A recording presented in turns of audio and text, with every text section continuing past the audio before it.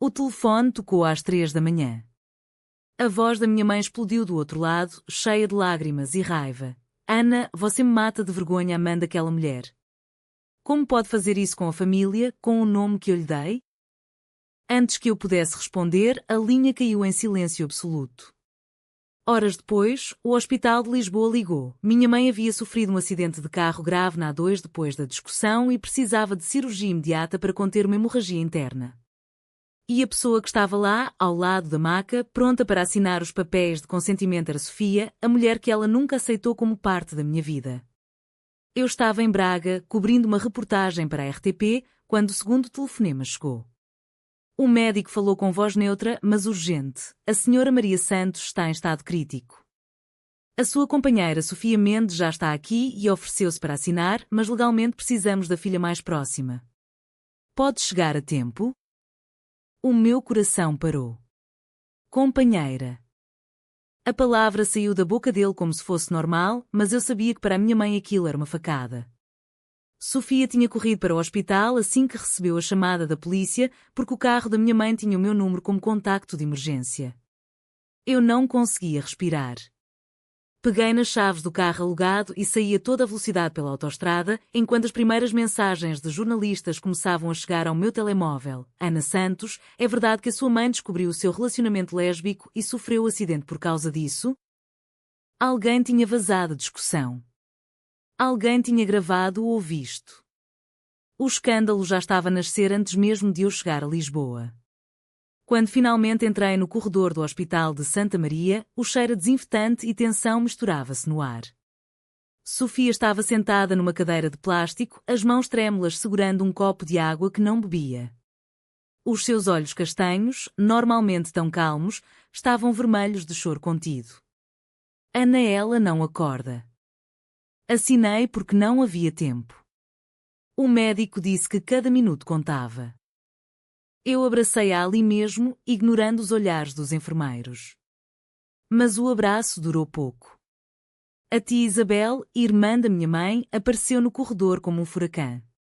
Como ousas trazer essa mulher aqui? A tua mãe quase morreu por tua causa e agora queres que ela veja isto? A sua voz ecoou pelas paredes brancas.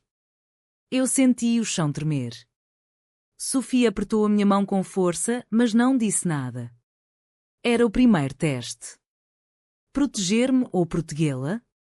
O meu emprego na RTP estava por um fio, a minha reputação como jornalista séria prestes a ruir e a minha família prestes a cortar-me para sempre. Eu olhei para Sofia e soube que a noite ia ser longa. O cirurgião saiu da sala de operações às 6 da manhã. A operação correu bem, mas ela ainda está em coma induzido. Precisamos de monitorizar as próximas 48 horas. Ele olhou para nós as duas e acrescentou baixinho. A senhora Mendes agiu com rapidez. Sem ela, talvez não tivéssemos conseguido. A tia Isabel resmungou qualquer coisa sobre influências erradas e saiu a bater com os saltos. Eu fiquei ali, encostada à parede, a sentir o peso de todas as escolhas que ainda nem tinha feito. A minha mãe sempre disse que amar uma mulher era o pior erro que eu podia cometer. Agora, a mulher que ela odiava tinha acabado de lhe salvar a vida.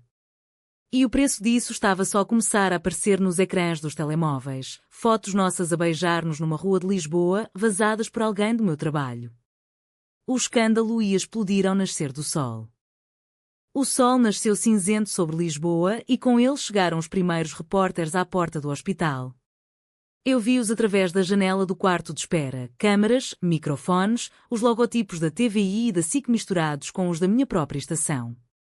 Alguém tinha vendido história completa. Filha da apresentadora da RTP assume relação lésbica e causa colapso da mãe idosa. O meu chefe, o Dr. Miguel Costa, ligou às 8 em ponto. A voz dele estava tensa como uma corda de violino. Ana, precisamos de uma declaração oficial até ao meio-dia. Negue ou minimize. Diga que é um mal-entendido familiar. Os patrocinadores já estão a ameaçar retirar o apoio ao programa. Eu olhei para Sofia, que dormia exausta numa cadeira ao lado da cama da minha mãe. O monitor apitava ritmicamente.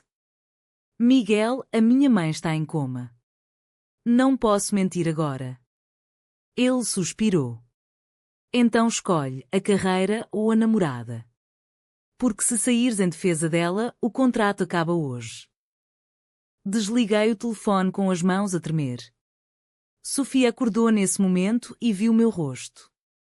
Eles querem que me apagues, não é? A sua voz era baixa, mas firme. Eu assenti. Se eu falar a verdade, perco tudo. O emprego, o apartamento que comprei com o salário da RTP, até a possibilidade de voltar a trabalhar em televisão. Ela levantou-se e aproximou-se da janela. Lá fora, os jornalistas multiplicavam-se. E se calares, perdes-me a mim. Porque eu não aguento mais ser o segredo sujo da tua vida. As palavras dela doeram como uma facada. Eu sabia que ela tinha razão. Há 2 anos que vivíamos em segredo parcial, família distante sabia vagamente, mas a minha mãe nunca aceitara. Sofia tinha aguentado humilhações silenciosas, jantares cancelados, festas de Natal onde eu ia sozinha. Agora, com a minha mãe entre a vida e a morte, o preço da verdade parecia mortal. A tia Isabel voltou às 10 da manhã com um advogado da família. Vamos pedir uma ordem de afastamento contra essa mulher. Ela não é família. Não tem direito de estar aqui. O advogado, um homem de fato cinzento, olhou para os papéis que Sofia tinha assinado. Tecnicamente, como companheira registada no civil desde o ano passado, ela tem direitos. Mas podemos contestar no Tribunal de Família. Sofia ficou pálida. Eu senti o pânico subir. Se perdêssemos o acesso ao hospital, a minha mãe podia acordar sem ninguém ao lado. Ou pior, sem Sofia, que era a única que conhecia todos os medicamentos e alergias dela porque eu lhe tinha confiado tudo. Decidi naquele momento. Não. Sofia fica. Eu assumo tudo. A tia Isabel riu com desprezo. Então assume também a ruína. A tua mãe nunca te perdoará. O dia arrastou-se sem tensão. À tarde, o coma foi reduzido e a minha mãe abriu os olhos pela primeira vez. Fraca, confusa, mas consciente. O seu olhar pousou primeiro em mim, depois em Sofia. E o rosto dela contorceu-se de dor. Saiam as duas, murmurou com esforço. As máquinas apitaram mais rápido. O médico pediu calma. Eu saí para o corredor com o coração aos saltos. Sofia ficou lá dentro, porque o médico achou que a presença dela acalmaria a paciente. Eu ouvi a minha mãe sussurrar, tu mataste-me de vergonha. E Sofia respondeu baixinho, mas salvei-a. E farei tudo para continuar a salvá-la, se me deixar. Aquele diálogo curto foi o segundo teste. Eu tinha de escolher entrar e defender Sofia ou deixar a minha mãe acreditar que eu a traíra. A pressão da RTP aumentava. Mensagens dos colegas chegavam, Ana, a direção está a reunir. Decide rápido. O meu futuro profissional dependia de uma mentira que destruiria o amor da minha vida. E a vida da minha mãe dependia da verdade que eu ainda não tinha coragem de dizer em voz alta.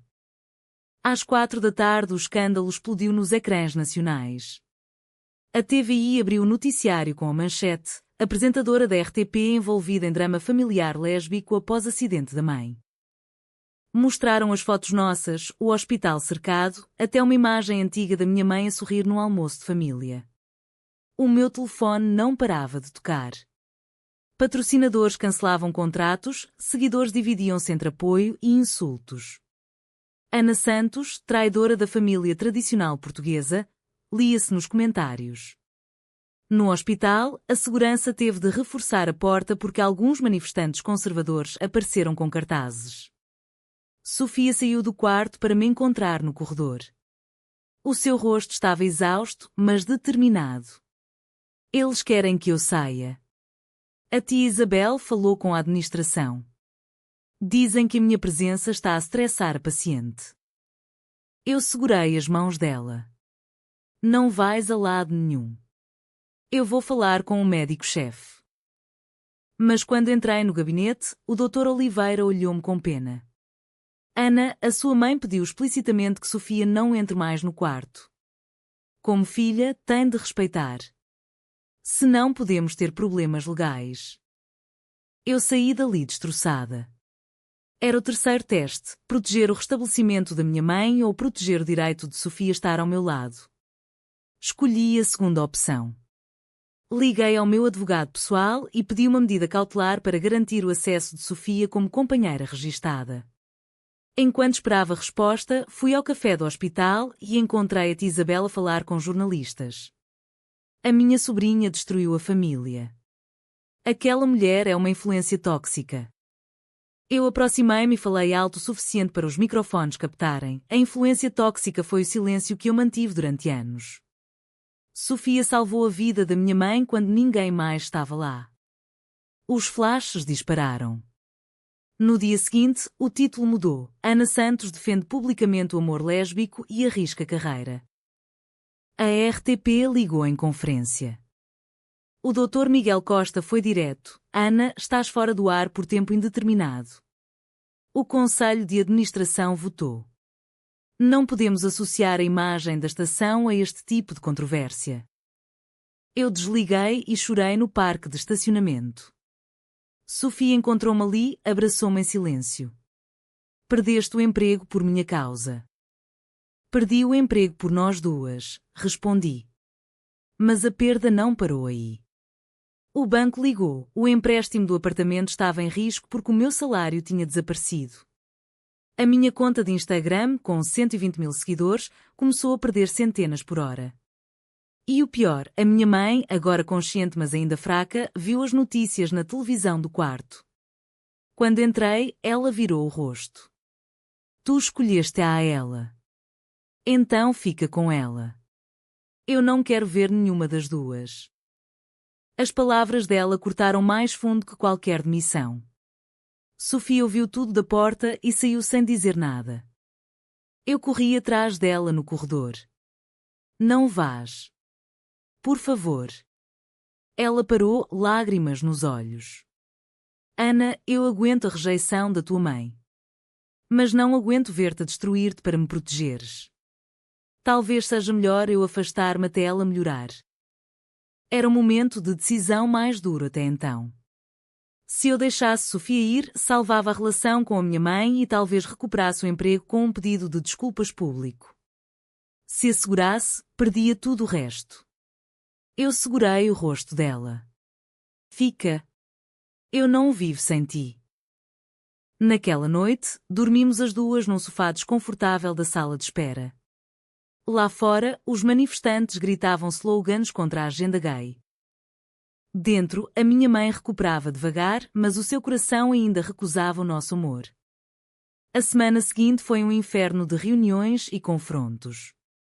A tia Isabel entrou com um processo no Tribunal de Família pedindo a interdição temporária da minha mãe para que eu não pudesse influenciar as decisões médicas.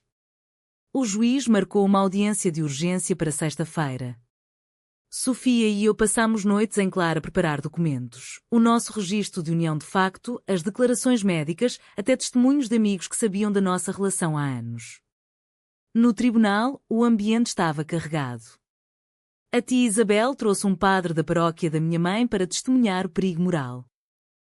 O meu advogado contra-atacou com provas de que Sofia tinha sido a primeira a chegar ao acidente e que a sua assinatura tinha salvo a vida. O juiz, um homem de meia idade com expressão cansada, ouviu tudo em silêncio. Depois olhou para mim. Menina Santos, compreende a pressão familiar. Mas a lei portuguesa reconhece a união de facto. Sofia Mendes fica com direito de visita e decisão conjunta enquanto a sua mãe estiver internada. Vitória parcial. Mas ao sair do tribunal, os jornalistas esperavam-nos. Uma repórter da CMTV perguntou: Ana, vai pedir desculpas públicas à sua mãe e à família tradicional? Eu respirei fundo e respondi ao microfone: não tenho de pedir desculpas por amar. A minha mãe está viva graças ao amor que ela rejeita. Isso diz tudo. A frase correu no país inteiro. A RTP mandou um comunicado: Ana Santos já não faz parte da nossa equipa. O meu antigo chefe enviou uma mensagem privada: lamento. Mas escolheste o caminho mais difícil. Em casa, o apartamento parecia vazio. Sofia fez as malas para voltar temporariamente para o seu quarto alugado em Almada. Preciso de espaço para pensar, Ana. A tua família está a sofrer, a tua carreira acabou. Eu não quero ser o motivo. Eu bloqueei a porta. Se fores, eu vou atrás. Não me deixes sozinha nesta luta. Ela chorou. Nós choramos juntas. Naquela noite, pela primeira vez em semanas, falámos abertamente sobre o futuro. Se a tua mãe nunca aceitar, o que fazemos? Perguntou Sofia. Construímos a nossa própria família, respondi. Mas a realidade bateu forte no dia seguinte. A minha mãe recebeu alta parcial para uma unidade de convalescença. Antes de sair do hospital, pediu para falar comigo a sós. Sofia esperou no corredor. Ana, eu quase morri. E a primeira coisa que vi ao acordar foi o rosto dela. Isso dói mais que o acidente. A voz dela tremia. Eu criei-te para teres uma vida normal, filhos, respeito. Não isto. Eu segurei a mão dela. Mãe, o respeito que eu quero é o de ser feliz. Sofia salvou-te. Isso não conta? Ela virou o rosto. Conta. Mas não apaga a vergonha. Quando saí do quarto, Sofia viu o meu rosto destruído. Ela não mudou. Não. Mas eu mudei. E tu também. Decidimos ali que íamos lutar juntas até ao fim. A tia Isabel ameaçou cortar o apoio financeiro à convalescença se Sofia continuasse envolvida. Eu vendi o carro para pagar as contas. O preço do amor estava a tornar-se concreto, sem emprego, sem família, sem segurança. Mas também estava a tornar-se claro que valia cada cêntimo. O clímax chegou numa tarde de chuva forte em Lisboa. A minha mãe teve uma recaída na unidade de convalescença, uma infecção pós-cirúrgica que exigiu nova intervenção. O hospital ligou em pânico. Desta vez, a tia Isabel tentou bloquear Sofia fisicamente à entrada. Tu não entras. Isto é culpa tua, gritou no átrio. Sofia não recuou. Eu amo a sua sobrinha e amo o seu irmão o suficiente para ficar aqui. Eu cheguei a correr, molhada da chuva, e vi a cena. Os seguranças intervieram. Dentro do quarto, a minha mãe lutava por respirar. O médico olhou para nós as duas. Precisamos de uma assinatura urgente para um novo procedimento. Quem decide? A tia Isabel apontou para mim. Só a filha. Mas eu olhei para Sofia e disse alto, nós duas decidimos. Juntas. A tia saiu batendo a porta. Enquanto esperávamos a cirurgia, a minha mãe, sedada mas consciente, murmurou, Ana, por que ela? Eu aproximei-me da cama. Porque ela é a minha vida, mãe. E salvou a tua 2 vezes.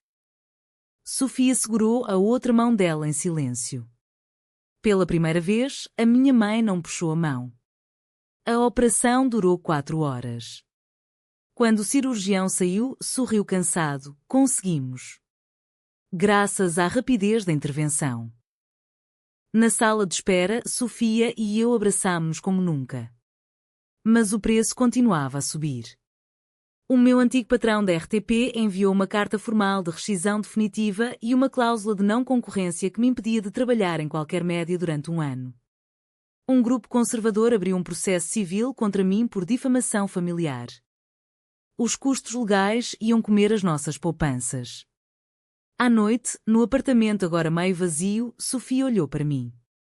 Ana, se quiseres voltar atrás eu compreendo. A tua mãe está a melhorar. Talvez ainda consigas recuperar parte da vida antiga. Eu segurei o rosto dela. A vida antiga não tinha ti. Eu escolho esta, mesmo que doa. No dia seguinte, a minha mãe pediu para ver Sofia a sós. Eu esperei no corredor, coração aos saltos. Quando Sofia saiu, tinha os olhos vermelhos mas um sorriso pequeno. Ela disse obrigada. por salvar a vida dela. Não é perdão total, mas é um começo. Foi o primeiro raio de luz depois de semanas de escuridão. Mas o escândalo ainda não tinha acabado. Um programa de debate na SIC convidou-me para um confronto ao vivo com a tia Isabel. Eu aceitei. Sofia ficou em casa, nervosa. No estúdio, sob luzes quentes, a tia atacou. Ela destruiu a família por um capricho. Eu respondi calma, o capricho salvou a vida da minha mãe 2 vezes. O verdadeiro destruidor foi o silêncio. A audiência disparou. Comentários divididos encheram as redes. Alguns chamavam-me heroína, outros traidora. Mas eu saí do estúdio sabendo que tinha defendido nosso amor em público. O preço foi alto, a minha mãe viu o programa na convalescença e chorou. Mas não desligou a televisão. 3 meses depois, a minha mãe voltou para casa em Beja. Sofia e eu fomos visitá-la num sábado de sol. A tia Isabel estava presente, tensa mas calada. A mesa estava posta com um almoço simples que a minha mãe sempre fazia: bacalhau, azeitonas, vinho verde. Quando nos sentámos, a minha mãe olhou para Sofia longamente. Tu salvaste-me a vida. 2 vezes. Eu ainda não consigo chamar-te Nora. Mas não te vou impedir de vir cá. Sofia assentiu, lágrimas contidas. É suficiente para começar. Eu segurei a mão dela por baixo da mesa. A carreira continuava destruída, trabalhava agora como freelancer em pequenos projetos online, ganhava menos de metade. O apartamento tinha sido vendido para pagar dívidas. Vivíamos num T1 alugado em Lisboa. Mas estávamos juntas. A família não tinha voltado ao normal, mas já não era guerra aberta. A tia Isabel até enviou uma mensagem de Natal tímida. O escândalo tinha acalmado, mas deixou cicatrizes. Alguns amigos desapareceram, a minha mãe ainda evitava dizer minha nora em público. No entanto, uma coisa tinha mudado para sempre. Eu já não tinha medo de escolher. Naquela noite, de regresso a Lisboa, Sofia e eu caminhámos junto ao Tejo. O vento frio trazia o cheiro do rio. Valeu a pena? Perguntou ela baixinho. Eu parei e beijei-a todos os dias. A vida tinha cobrado o preço da coragem, emprego, reputação, parte da família. Mas tinha dado em troca algo que o silêncio nunca daria: a liberdade de amar sem esconder. A minha mãe ainda luta com os seus preconceitos. A sociedade ainda julga. Mas nós sobrevivemos. E isso é a verdadeira vitória. No final de tudo, resta uma pergunta para quem nos ouve: a lealdade ao amor verdadeiro deve sempre prevalecer sobre o amor familiar e a carreira, mesmo que isso destrua tudo o resto? Verdadeiro ou falso?